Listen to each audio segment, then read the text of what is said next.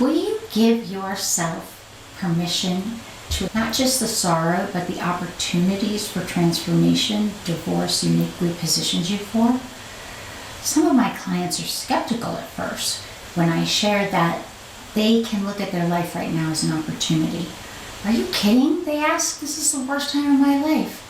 I understand. I've been divorced. I've been a divorce attorney, and I'm a psychologist who specializes in getting people through divorce to the other side and into an amazing life.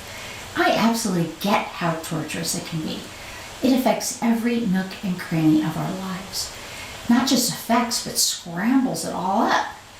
That is precisely why I call divorce a life quake, which might as well be an earthquake for what it feels like to be caught in the middle of it.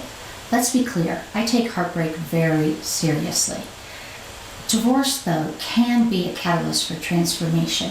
In the challenge comes the change. It need not take the amount of time it typically takes. You need not wait to get a divorce decree to start the rebuilding of your life. For you, and if you're a mom, for your kids, 2 to 5 years getting through divorce is a long time. Ask yourself what you want in your life right now. Don't panic. I know it's a big question, but get used to asking that every day on this journey going forward. That's what we're here together to work on. Maybe it's peace. Maybe it's to love and be loved. Maybe it's to be part of what it will feel like to be a real family again. Maybe it's the opportunity to chase your dreams or well-being. The meaning we give this time will affect our internal state.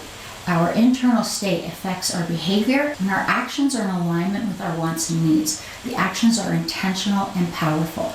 What if we harness this time of intention and energy and power to move back through what is holding us back in being the full woman we want to be?